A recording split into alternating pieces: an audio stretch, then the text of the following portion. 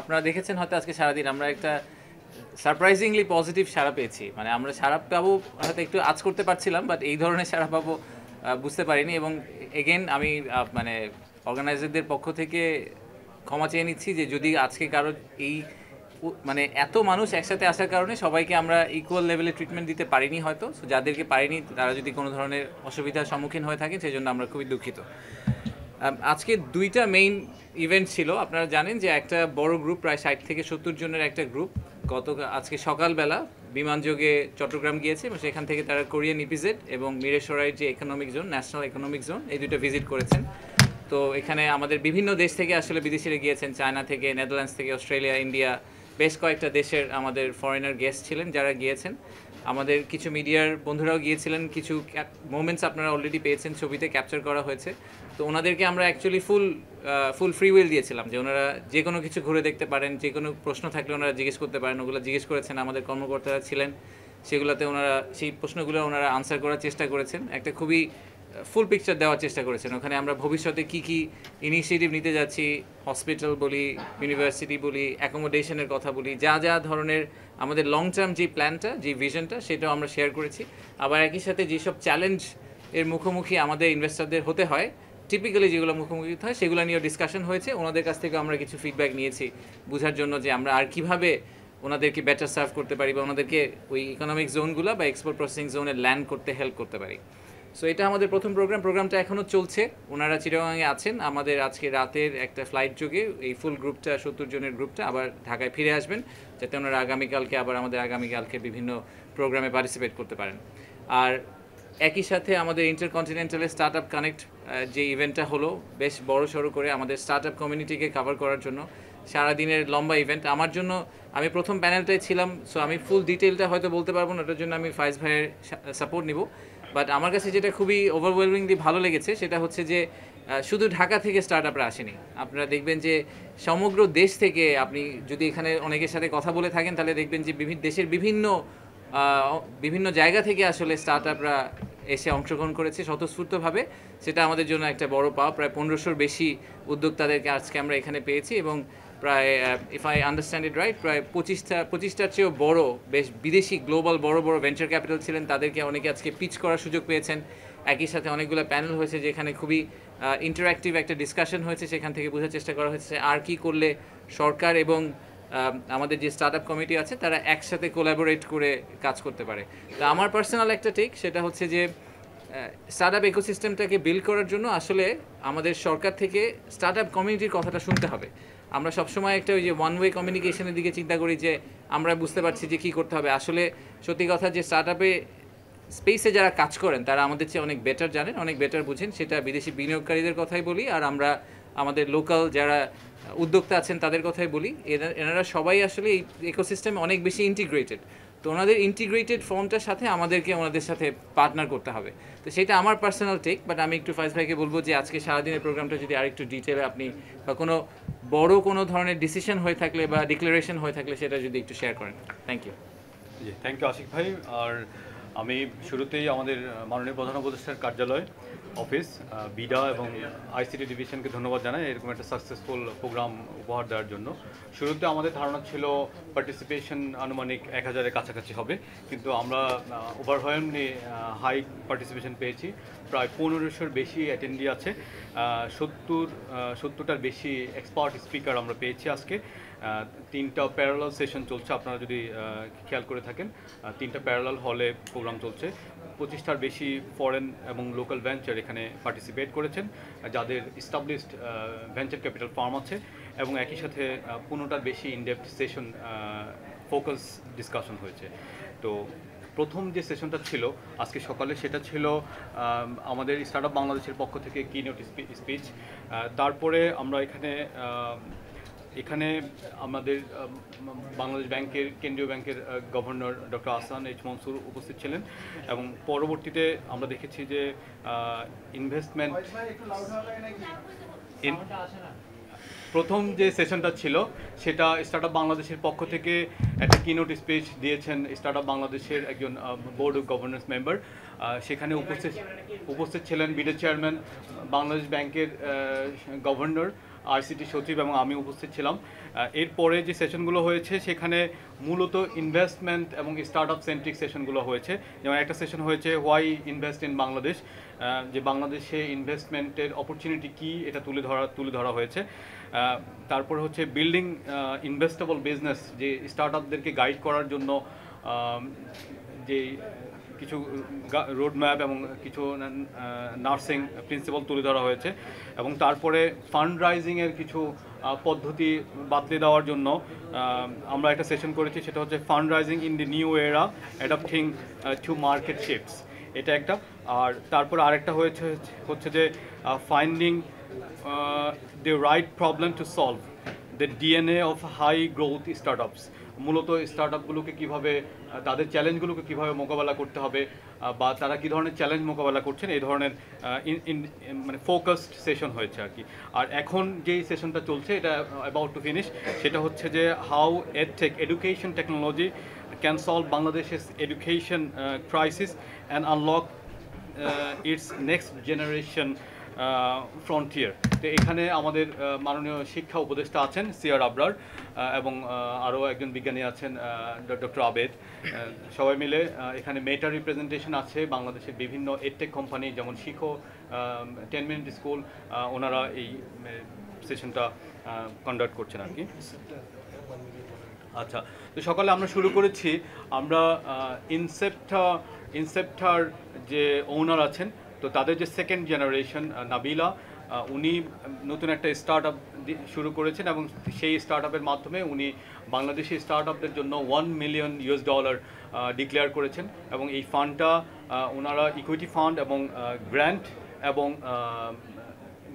এবং equity fund উভয় হিসাবে, এবং লেন্ডিং, এই তিনটা ফর্মের যে কোনো একটা ফর্মে দে আর ওপেন, যে কোনো ফর্মে তারা এটা বাংলাদেশি স্টার্ট আপদের জন্য ব্যয় করবেন।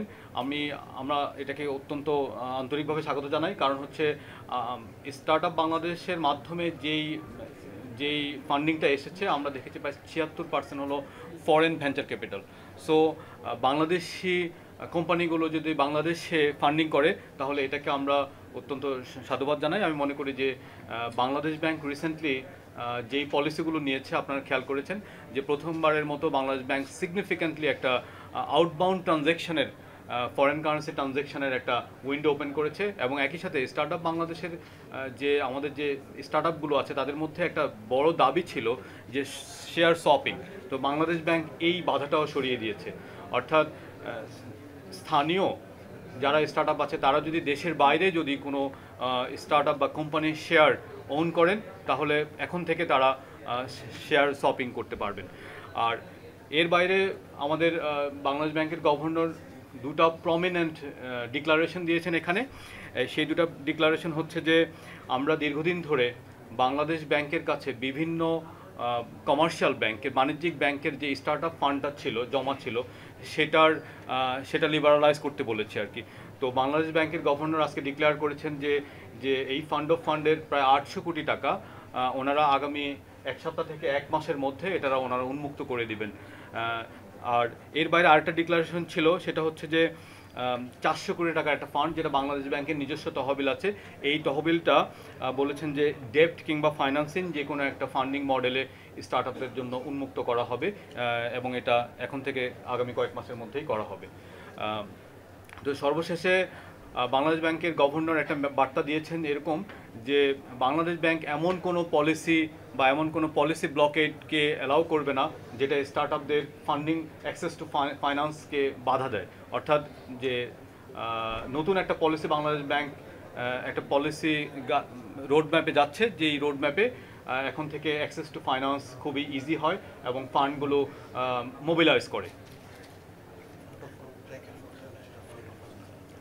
এর বাইরে তৃতীয় একটা ডিক্লারেশন এসেছে, সেটা হচ্ছে যে আপনারা জানেন জাইকা এবং বাংলাদেশের সাথে স্টার্ট আপ বাংলাদেশের জন্য ফান্ড অফ ফান্ড একটা আলোচনা দীর্ঘদিন ধরে চলছিল, যে সরকার বাজেট সাপোর্ট থেকে, জায়গা থেকে বাজেট সাপোর্টের যেই টাকাটা পায়, সেই টাকার একটা অংশ স্টার্ট আপদের জন্য ফান্ড অফ ফান্ড হিসাবে বিনিয়োগ করার জন্য ইআরডি এবং ফাইন্যান্স মিনিস্ট্রির সাথে আইসিটি মিনিস্ট্রির একটা দীর্ঘ আলোচনা হচ্ছিল।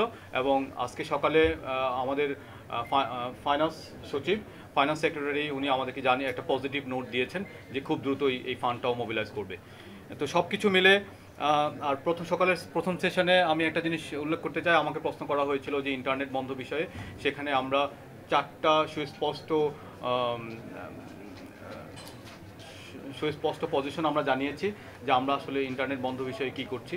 যে মাননীয় প্রধান উপদেষ্টা বলেছেন যে আসলে যাতে কোনোভাবে ইন্টারনেট বন্ধ না করা হয়, এবং আমরা দেখেছি যে জুলাই গণ অভ্যুত্থানের সময় যে ইন্টারনেট বন্ধ হয়েছে সেখানে আমাদের ফ্রিল্যান্সাররা, আমাদের ব্যবসায়ীরা এবং ক্ষতিগ্রস্ত হয়েছেন, রেমিটেন্স ফ্লো কমেছে, এবং একই সাথে বাংলাদেশের ব্যাংকিং যে ইন্টারন্যাশনাল ক্রেডিট রেটিং, সেই ক্রেডিট রেটিংয়ে অবনমন হয়েছে।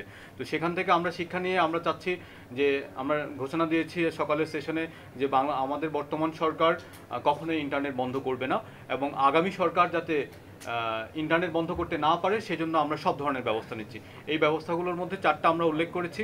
একটা হচ্ছে যে আমরা এই সপ্তাহে বা আগামী সপ্তাহে যে আমরা সাইবার সেফটি অর্ডিন্যান্সটা পাস করব, সেখানে আমরা ইন্টারনেটকে নাগরিক অধিকার হিসাবে স্বীকৃতি দিয়েছি, যেটা আমাদের ইনভেস্টরদের একটা বড় ধরনের দাবি ছিল। আরেকটা বিষয় যে মন্ত্রণালয় থেকে ইন্টারনেট বন্ধের ব্যাপারে একটা স্ট্যান্ডার্ড অপারেটিং প্রসিডিওর বা এসওপি ছিল, সেটা আমরা বন্ধ করে দিয়েছি। তারপরে তৃতীয় বিষয়টা ছিল এরকম যে আমরা যখন স্টারলিংক রেজিস্ট্রেশনের জন্য আমরা একটা এনজিএসও গাইডলাইন করেছি, সেই গাইডলাইনেও আমরা সরকারকে ইন্টারনেট বন্ধ করার মতো কোনো প্রভিশন রাখিনি, অর্থাৎ কোনো সুযোগ রাখিনি। আর সর্বশেষে 2001 টেলিযোগাযোগ আইনের যেই ধারা ইন্টারনেট বন্ধ বা গেটওয়ে বন্ধ করা যায়, সেটা সংশোধন করে আমরা এমন একটা স্টেজে নিয়ে যাচ্ছি যেখানে ভবিষ্যতে কোনো সরকার ইন্টারনেট বন্ধ করতে পারবে না। অর্থাৎ এই যে আমাদের বিনিয়োগকারী এবং স্টার্টআপদের যে একটা ইন্টারনেট বন্ধ বিষয়ক যে কনসার্ন, এই কনসার্নটাকে আমরা সুস্পষ্টভাবে অ্যাড্রেস করার চেষ্টা করেছি। ধন্যবাদ। Thank you. আমরা আরও কয়েকটা 5-6টা কোশ্চেন নিব। প্লিজ কোশ্চেনগুলো ইনভেস্টমেন্ট সামিট সম্পর্কে হতে হবে, এর বাইরে কেউ কোশ্চেন করবেন না প্লিজ।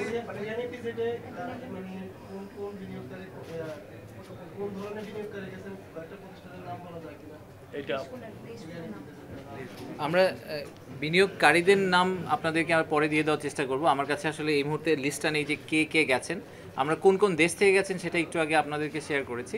সো যে কটা দেশের নাম আমি শুনেছি যে চায়না, ইন্ডিয়া, নেদারল্যান্ডস, অস্ট্রেলিয়া, এই দেশগুলোর থেকে আমরা বেশ কিছু ইনভেস্টর পেয়েছি যারা গেছেন। আর আমাদের ইনফ্যাক্ট আমরা কিছু প্রসপেক্টিভ বাংলাদেশি ইনভেস্টরদেরকেও নেওয়ার চেষ্টা করেছি, যারা একেবারেই ডিসিশন পয়েন্টের খুব কাছাকাছি চলে গেছেন কিন্তু তারা কনসিডার করছেন খুব হেভিলি যে ওনারা ইকোনমিক জোনগুলোতে ইনভেস্ট করবেন, তাদেরকে আমরা নিয়ে গেছি যাতে ওনাদের কনসার্নগুলো এবং ওনাদের ভিউগুলো আমরা শুনতে পারি।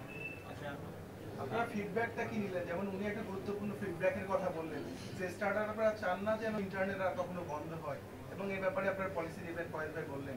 আর কি কি ফিডব্যাক আজকের প্রথম দিনে? পার্সোনাল ডেটা প্রোটেকশন অ্যাক্ট নিয়ে একটা প্রশ্ন ছিল ওদের, আমরা এটা ক্লিয়ার করেছি যে আমরা এপ্রিলের মধ্যে ড্রাফটটা আমাদের বিজনেস কমিউনিটির মাধ্যমে যাদের কাছে এখনও পৌঁছে নেই তাদেরকে সে পাঠিয়ে দিব। আপনারা জানেন যে এটা গত 2 সপ্তাহ অনলাইনে ছিল, এবং আমরা কিছু সিলেক্টিভ বিজনেস কমিউনিটিকে এটা পাঠিয়েছি প্রাথমিক ফিডব্যাক পাওয়ার জন্য। তো সেই প্রাথমিক ফিডব্যাকগুলো আমরা পেয়েছি, যেমন এমচ্যামের কাছ থেকে পেয়েছি, এবং আরও কিছু সিলেক্টিভ ফাইন্যান্সিয়াল লয়ারের কাছ থেকে নিয়ে আমরা এখন এটা আপডেট করছি। By the end of this month, এপ্রিলের শেষে আমরা আবার এটা অনলাইনে আবার উঠিয়ে দিব পাবলিক কনসালটেশনের জন্য। তো সেটা আমরা তাদেরকে একটা প্রাইমারি কমিটমেন্ট করেছি এরকম, by the end of May the draft will be open for all. আপনি তো অলরেডি কয়েকটা ফান্ডের কথা বললেন, কি পেতে চাচ্ছেন এবারের সামিট থেকে? আমি আজকের স্পেসটায় থাকি কারণ ওভারঅল সামিটের কনভারসেশন আমরা আগে আরেকবার করেছি। আচ্ছা প্লিজ উনি একটা একটা করে যাই। হ্যাঁ, আচ্ছা। সো আজকের যেই সামিটটা ছিল, এই সামিটটাতে আমরা primarily, and please feel free to add, সেটা হচ্ছে যে আমার মতে 2টা জিনিস আমরা অ্যাচিভ করার চেষ্টা করেছি। বাইরে থেকে অনেক ভেঞ্চার ক্যাপিটাল ফার্মের ইনভেস্টররা এসেছেন, তাদেরকে যে মেসেজটা আমরা দেওয়ার চেষ্টা করেছি সেটা হচ্ছে যে নতুন বাংলাদেশে, নিউ বাংলাদেশ, আমরা কোলাবোরেটিভলি রেড টেপগুলোকে রিমুভ করার চেষ্টা করছি। স্টার্টআপ কমিউনিটির জন্য তারা যে চ্যালেঞ্জগুলো অনেক দিন ধরে ফেস করে আসছেন, যেই কারণে বাংলাদেশের স্টার্টআপ কমিউনিটি যত বড় হওয়া উচিত ছিল তত বড় এতদিনে হয়নি, সেই রেড টেপগুলো আমরা সরকার থেকে রিমুভ করার চেষ্টা করছি, এবং সেই রিমুভালটা আমরা একসাথে করার চেষ্টা করছি। আমরা এই যে বাংলাদেশ ব্যাংকের যে 800 কোটি টাকা এবং 400 কোটি টাকার কনভারসেশনটা হলো, এটার ব্যাকগ্রাউন্ড আমি জানি না আপনারা জানেন কিনা। প্রায় মাস 2 আগে আমরা বিডার অফিসে বাংলাদেশ ব্যাংকের গভর্নরকে ডেকেছিলাম, আমাদের আইসিটি মিনিস্ট্রির লোকজনকে ডেকেছিলাম এবং স্টার্টআপের উদ্যোক্তাদের ডেকেছিলাম, ডেকে জিজ্ঞেস করছিলাম যে আপনাদের সমস্যাটা, টেল আস ইউর প্রবলেমস, আপনারা কোথায় প্রবলেম ফেস করছেন। তো আমরা আজকে ভিসিদেরকে, ভেঞ্চার ক্যাপিটালিস্টদেরকে এই মেসেজটাই দেওয়ার চেষ্টা করেছি যে সরকার থেকে আমরা genuinely we have all intention to remove all the red tapes, যাতে স্টার্টআপ কমিউনিটি থ্রাইভ করতে পারে।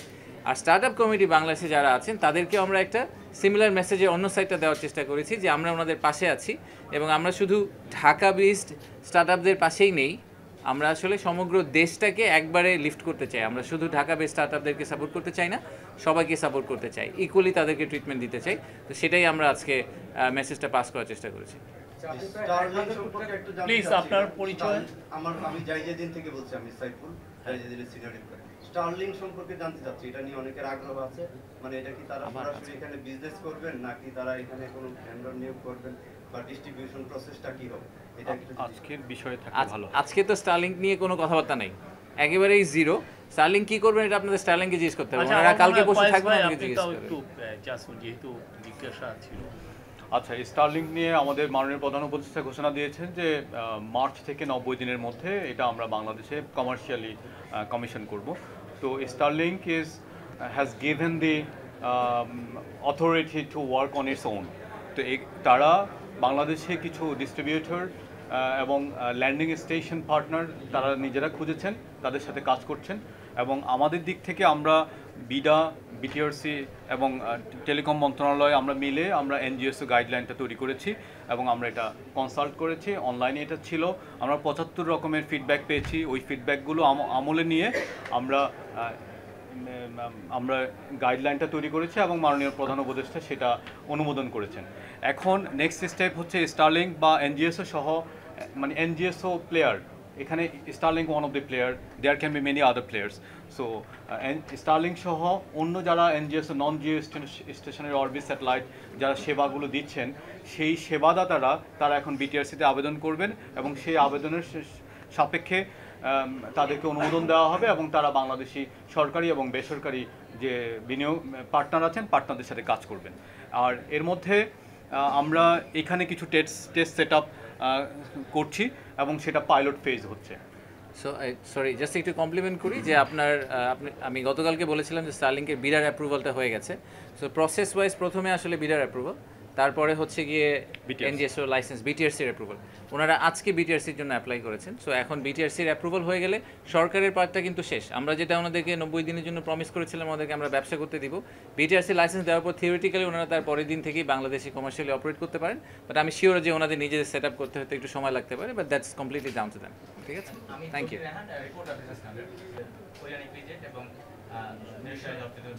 আপনি কি এক্সপেক্ট করতেছেন যে এখানে তারা কি বিনিয়োগ করবেন? আপনি এর আগে জানিয়েছিলেন যে যারা ফ্যাক্টরি সেটআপ একটা মনস্থির করতেছে তারাই যাচ্ছে, আপনি কি আশা করতেছেন? আর বাংলাদেশে কেন এফডিআই আসবে, এটা আপনার কি মনে হয়? মানে আপনাকে আমি জিজ্ঞেস করি বাংলাদেশে এফডিআই কেন আসবে না? আসবে না কেন? এখন যে চ্যালেঞ্জ আমাদের প্রতিযোগী দেশগুলো দেখেন, তার মধ্যে করে যে আমাদের প্রতিযোগী দেশ আরো ভালো বেটার অপরচুনিটি পাবে। আমাদের যে ম্যান পাওয়ার যেটা আছে এটা একটা বড় অ্যাডভান্টেজ, আপনি বলেন আমরা যেটা জানি, বাট স্কিল ম্যান পাওয়ার গ্যাপটা থাকে। যেখানে এখন ওই যে ট্যাম্প ইস্যু চলে আসছে, সেখানে ট্যারিফ চলে আসতেছে। তারপরে আচ্ছা আচ্ছা ঠিক আছে, প্লিজ উনি কোশ্চেন করলো তো একটা কোয়েশ্চেন আনসার করি। হ্যাঁ, আচ্ছা, প্রথমত হচ্ছে যে ওনাদের কাছ থেকে আজকের ট্রিপ থেকে আমাদের কি এক্সপেকটেশন? আমাদের ট্রিপ থেকে এক্সপেকটেশন হচ্ছে ওনারা ট্রিপ থেকে এসে একটা কনফিডেন্স পাবেন যে, আমি আগেও বলেছি যে ইনভেস্টমেন্ট ডিসিশন ওভারনাইট হয় না। ওনারা হয়তো বাংলাদেশ নিয়ে চিন্তা করছেন তাই ওনারা বাংলাদেশে এসেছেন। ওনারা এই ট্রিপ করে কালকে সকালে গিয়ে কন্ট্রাক্ট সাইন করবেন, আমি এটাও চাই না। ওনারা একটা পজিটিভ আউটলুক নিয়ে ফেরত যাবেন, ওনারা হেড অফিসে যাবেন, হেড অফিসে গিয়ে কনসাল্ট করবেন, ওনারা বলবেন যে আমি ফিজিক্যালি দেখে এসেছি জায়গাটা কাজ করছে। আমাদের টার্গেট হচ্ছে যে এই 60-70 জন যারাই গেছেন তাদেরকে আমরা ইন্ডিভিজুয়ালি ট্র্যাক করবো এখন থেকে, বিডার থেকে, যে আমরা প্রত্যেকের সাথে একটা যোগাযোগ রাখবো আগামী 6 মাস 12 মাস, চেষ্টা করবো এটাকে অ্যাকচুয়াল ইনভেস্টমেন্টে ম্যাটেরিয়ালাইজ করার জন্য, নাম্বার 1। আর বাংলাদেশে কেন এফডিআই আসবে এটার অনেক বড় আনসার আছে, বাট কস্ট অ্যাডভান্টেজ সবাই বলে যে আমাদের চিপ লেবার। আমি জাস্ট এই পয়েন্টটা একটু ঠিক করে দিতে চাই, সেটা হচ্ছে যে ট্রু আমাদের প্রোডাক্টিভিটি ইস্যু আছে, কিন্তু আমাদের লেবার ট্রেনেবল, সেটা গার্মেন্টস ইন্ডাস্ট্রি খুব ভালো করে প্রমাণ করেছে যে ট্রেনেবল। আর দ্বিতীয় হচ্ছে যে আমাদের কস্ট অ্যাডভান্টেজটা শুধু লেবারে না, আমাদের কাছে একটা টেবিল আছে, আমি আপনাদের সবাইকে কোনো এক সময় শেয়ার করে দিব। ভিয়েতনাম, কম্বোডিয়া, থাইল্যান্ড, আমাদের যেগুলো কম্পিটিটিভ কান্ট্রি, তাদের পানির দাম, ইলেকট্রিসিটির দাম, গ্যাসের দাম, জমির দাম, এই সবগুলা কিন্তু মোস্ট কেসেসে বাংলাদেশের চেয়ে অনেক বেশি। দুই একটা ক্ষেত্রে ইন্দোনেশিয়া আমাদের সমান, বাকি সবগুলা দেশে এই প্রত্যেকটা ইউটিলিটির price is actually much higher than Bangladesh. So as a package both financial and non physical যেই বেনিফিটগুলো আমরা প্যাকেজ হিসেবে প্রোভাইড করি, এটা আসলে অন্য যে কোনো দেশের সাথে কম্পিটিটিভ। যেই জায়গাটা আমরা ফেল করি সেটা হচ্ছে ইনভেস্টর যখন আগ্রহ দেখায় তারপরে তাকে ল্যান্ড করানোর একটা প্রসেস আছে, সেই প্রসেসটাতে তাকে আমাদের একটু হ্যান্ডেল করতে হবে, তাকে কমফোর্টটা দিতে হবে, কনফিডেন্স দিতে হবে যে আমরা যেটা প্রমিস করেছি সেটা আমরা ডেলিভার করতে পারবো। ওই জায়গাটায় গিয়ে আমরা ফেল করি বলে অনেকে কনফিডেন্স না পেয়ে ফাইনালি বাংলাদেশে ইনভেস্ট করেন না। So we need to figure out যে ওই জায়গাটাতে আমরা কীভাবে সরকার থেকে সাপোর্ট দিতে পারি যাতে ওনারা বাংলাদেশে ইভেন্চুয়ালি ল্যান্ড করেন। আমার নাম মনিরুজ্জামান। শুধু ঢাকায় সীমাবদ্ধ না, সারা দেশে আপনারা ছড়িয়ে দিতে চান। আজকে যে $1 মিলিয়ন প্রতিশ্রুতি পাওয়া গেল, এটা বন্টনের ক্ষেত্রে কবে নাগাদ এটা বন্টন করা হতে পারে এবং প্রক্রিয়াটা কি, কারা এটা সুযোগ পাবে, আপনাদের কোনো এটা নীতিমালা থাকবে কিনা বা কিভাবে এটা বিতরণ করা হবে? দেশের 5টা বিভাগে ন্যাশনাল ইয়থ সামিট করেছে এবং প্রতিটা বিভাগ থেকে আমরা দুজন স্টার্ট আপকে পিক করেছি আর কি।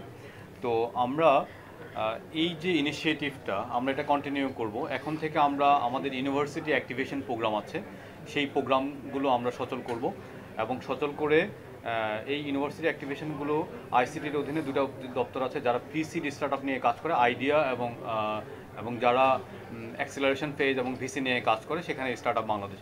সো এই দুটোর মাধ্যমে আমরা বাংলাদেশের প্রত্যেকটা ইউনিভার্সিটির যারা ইনোভেশন ক্লাব আছে তাদেরকে রিচ করার চেষ্টা করব। তো এটা হচ্ছে একটা প্রসেস এবং প্রতিটা ইউনিভার্সিটি থেকে আমরা ক্যান্ডিডেট পিক করব, স্টার্ট আপ পিক করব। আর দ্বিতীয় যে বিষয়টা আছে সেটা হচ্ছে স্টার্ট আপ বাংলাদেশের একটা প্রতিষ্ঠিত ওয়ার্ক প্রসেস আছে যে আমাদের যারা ভিসি ফান্ড পেতে চান তারা যদি সারা বছর ব্যাপী অ্যাপ্লাই করতে পারেন, তো যখন অনেকগুলো অ্যাপ্লিকেশন জমা হয় তখন আমরা পিচিং সেশন অ্যারেঞ্জ করি এবং সেখানে স্টার্ট আপ বাংলাদেশের বোর্ড এবং গভর্নর্স, যেখানে সরকার এবং সরকারের বাইরে অন্যান্য স্টেক হোল্ডাররা আছেন, তাদের সামনে পিচিং করা হয়। পিচিংয়ে সেখানে কিছু স্কোরিং ক্রাইটেরিয়া আছে, স্কোরিং ক্রাইটেরিয়া যারা পাস করেন তাদেরকে এই ফান্ডগুলো বরাদ্দ করা হয়। সো আমরা এই যে এই প্রক্রিয়াটা বেগবান করবে এবং এই প্রক্রিয়াটাতে চলমান থাকবে। তো সেক্ষেত্রে যারা এই পিচিংয়ে পাস করবেন তাদেরকে দেওয়া হবে, আপনার ফান্ডিং অ্যাক্সেস টু ফান্ড দেওয়া হবে, আর একই সাথে ইউনিভার্সিটি অ্যাক্টিভেশন থেকে যারা আসবে তাদেরকেও ফান্ড দেওয়া হবে। ধন্যবাদ। আমি মিজান, আমি ডেইলি অবজারভার আছি। একটু নাম্বারটা বলে দেব কত দেশ এবং কতজন একটা প্রশ্ন ছিল এখানে, আমার নাম আবির, আমি দাঁড়ান একটা প্রশ্নের দিকে আছে এখানে একবার আসতেছি। জি, আপনি আবার বলেন একটু। এটা বলছিল তো প্রথমে একবার। প্রায় 25টা দেশ থেকে 70 জনের বেশি বিনিয়োগকারী এসেছে আজকের জন্য, জি আজকের জন্য শুধু স্টার্টআপদের জন্য 25টার বেশি দেশ থেকে 70 জনের উপরে বিনিয়োগকারী এসেছে। ঠিক আছে, আপনার কাছে আমার একটা প্রশ্ন, আমি আবির, এখন টিভিতে কাজ করছি। এটা শেষ হওয়ার পরে একটা ব্রিফিং করব অন্য একটা বিষয়ে, জাস্ট ওনাদের এটা আগে, এখানে করবেন তো? হ্যাঁ এখানেই করবো, ডোন্ট ওয়ারি। আমরা জানি আপনি কি জিনিস অভিনন্দন, আপনি প্রতিমন্ত্রী মর্যাদা পেয়েছেন। এটাতে আমাদের রেসপন্সিবিলিটি এবং চ্যালেঞ্জ এবং এক্সপেকটেশন বাড়লো, আর তো খুব একটা লাভ হলো বলে মনে হয় না। জি, ধন্যবাদ। একটা বিষয় আমি মনে করি যে কোরিয়ান ইপিজেড নিয়ে একটা গল্প ছিল, আপনারা জানেন, তা প্রায় 15-20 বছর তারা সাফার করেছেন। কোরিয়ান ইপিজেডের বিষয়টা কিভাবে সলভ হলো আমি আশিক চৌধুরীকে বলবো যে একটু আলোকপাত করতে। আচ্ছা, ধন্যবাদ। আই থিঙ্ক শফিক বেনবিতে কোরিয়ান ইপিজেডের যে চেয়ারম্যান, উনি একটা নিজের থেকে একটা কমেন্ট্রি করেছেন যে উনি মনে করেন বাংলাদেশে ইনভেস্ট করা উচিত আমাদের। তো এটার ব্যাকগ্রাউন্ডটা এরকম যে আমরা যখন যেদিন আমি প্রথম জয়েন করি তার পরপরই ওই দিনই আসলে কোরিয়ান ইপিজেডের চেয়ারম্যান উনি এসেছিলেন। উনি এসে বললেন যে দেখো, বাংলাদেশে আমি পার্সোনালি বাংলাদেশের সাথে খুবই ক্লোজ, বাংলাদেশের ব্যাপারে তার প্রচুর আগ্রহ, কিন্তু বাংলাদেশ তাকে যেভাবে ট্রিটমেন্ট করেছে এটা অনেক ক্ষেত্রেই আসলে তার কাছে মনে হয়েছে যেটা ফেয়ার ছিল না। এরকম একটা গল্প আছে। উনি আমাকে নিজেই বললেন যে স্যামসাংকে উনি বাংলাদেশে অলমোস্ট নিয়ে চলে এসেছিলেন, যে স্যামসাংয়ের $22 বিলিয়ন একটা ইনভেস্টমেন্ট যেটা ভিয়েতনামে গিয়েছে 2012-13 সালের দিকে, ওই ইনভেস্টমেন্টটা বাংলাদেশে হওয়ার কথা ছিল। তো উনি যখন বাংলাদেশে এটাকে নিয়ে আসলেন, তো কোরিয়ান ইপিজেডের যেই জমি সংক্রান্ত কিছু বিষয় আছে যে মিউটেশন রিলেটেড, যেটা তখনকার যে পলিটিক্যাল আউটফিট ছিল ওনারা মনে করেছিলেন যে এইটা আপাতত কোরিয়ান ইপিজেডকে দেওয়া যাবে না, এটা ওনাদেরকে একটু ঝুলিয়ে রাখতে হবে, তো ওনাদেরকে মিউটেশনের কাগজপত্র দেওয়া যাবে না। স্যামসাং যখন তাদের ডিউ ডিলিজেন্স করার চেষ্টা করলো তখন দেখলো যে জমির কাগজপত্র নাই, তো বললো আপনি এটা কবে দিতে পারবেন? উনি বলে যে আমি বলতে পারি না আপনাকে আমি কাগজপত্র কবে দিতে পারবো, and that's how Samsung decided to move out of Bangladesh. এরকম অনেক ইনসিডেন্ট আছে আমাদের, অনেকে আসতে চেয়েছেন তাকে আমরা এই সাপোর্টটা দিতে পারিনি। তো উনি এসে বলেছেন যে আমাকে বছরের পর বছর ধরে এরকম করা হচ্ছে, বলা হচ্ছে, তাহলে তোমরা যদি আমাকে রাইট টুলগুলো দিতে পারো তাহলে আমি আরও ইনভেস্টার নিজেই আনতে পারবো। তো তখন আমরা দেখলাম যে এটা একটা ইন্টারমিনিস্ট্রিয়াল ইস্যু। তো তখন আমরা একটা টিম তৈরি করেছিলাম বিডার ভিতরে। বিডার সেই টিমটার নাম ছিল প্রজেক্ট অ্যাম্বাসেডর। তো এই টিমটাকে আমরা নাম দিয়েছিলাম প্রজেক্ট অ্যাম্বাসেডর টিম। সেই অ্যাম্বাসেডর টিমটার কাজ ছিল যে ওনাকে অ্যাম্বাসেডারে কনভার্ট করা, আমাদের একজন ক্রিটিক তাকে আমরা কীভাবে অ্যাম্বাসেডারে কনভার্ট করতে পারি। তো সেখানে ইন্টারমিনিস্ট্রিয়াল আরও কিছু লোকজনকে যোগ করা হলো এবং তাকে আমরা একটা ডেডলাইন দিয়েছিলাম যে আমরা ফেব্রুয়ারি 6 তারিখের মধ্যে, প্রধান উপদেষ্টা নিজে কমিট করেছিলেন যে আমরা 6 তারিখের মধ্যে ওনাকে যাবতীয় জমির কাগজপত্র এবং যা যা ক্লিয়ারেন্স সরকার থেকে লাগে সব জোগাড় করে দিব। এই পুরোটা করতে কিন্তু আসলে অনেক ইনভলভ করতে হচ্ছে সরকারের মধ্যে। সেই আমাদের চিটাগংয়ের ডিসি থেকে শুরু করে আমাদের ফরিদাবা, উনি খুবই শক্ত ডিসি এবং এই জন্য আমি ওনাকে খুবই পছন্দ করি। তো ওখান থেকে শুরু করে সরকারের অনেকগুলো সংস্থাকে এক করে আমরা ফাইনালি প্রজেক্টটাকে পুল অফ করতে পেরেছি। এক্স্যাক্টলি 6 তারিখে তাকে যাবতীয় কাগজপত্র রেজিস্ট্রেশন করে এগ্রিমেন্ট সাইন করে সব কিছু হাতে ধরিয়ে দেওয়া হয়েছে। And he was very grateful, he was very very happy. যে জিনিসটা লাস্ট 10 বছর ধরে উনি পুল অফ করতে পারেনি, ওটা আমরা ওনাকে 2 মাসের মধ্যে বের করে দিয়ে দিয়েছি। তো এটা একটা এক্সাম্পল এই কারণে যে আসলে সরকারের মধ্যে সদিচ্ছা থাকলে অনেক কিছুই করা সম্ভব। সরকার যদি একসাথে সবাই মিলে কাজ করে, সরকারের ভিতরের বিভিন্ন মন্ত্রণালয়, আন্তঃমন্ত্রণালয়ের যে টেরিটোরিয়াল ফাইট, সেই ফাইটটাকে বাদ দিয়ে যদি সরকার একসাথে কাজ করে এবং ইনভেস্টমেন্টকে প্রমোট করা, যেটাকে আমরা সবসময় বলি যে employment generation is the biggest problem বলবো না, আমি বলবো যে অপরচুনিটি, এবং at the same time the single biggest challenge we have, যে এমপ্লয়মেন্ট জেনারেশনের ব্যাপারটা। তো সেইটাকে প্রাইমারি গোল হিসেবে ধরে সরকারের সব মন্ত্রণালয় যদি একসাথে কাজ করে, এটাকে ডেফিনেটলি অ্যাচিভ করা সম্ভব। সো এটা ইজ এ গ্রেট এক্সাম্পল। সেই এক্সাম্পলটাকে আমাদের আরও 10 বার কপি করতে পারতে হবে। সো এই উইনটাকে আসলে এই same wins we need to show many wins to our investors, যাতে তারা পরে এসে, উনি এখন কিন্তু আমাদের জন্য প্রায় 31 জন বিনিয়োগকারীকে কোরিয়া থেকে ধরে নিয়ে এসেছেন এই ইনভেস্টমেন্ট সামিটে জয়েন করার জন্য। So this is exactly how we should be operating in future. আমার একটা শেষ প্রশ্ন ছিল। আপনি কথা বলছিলেন যে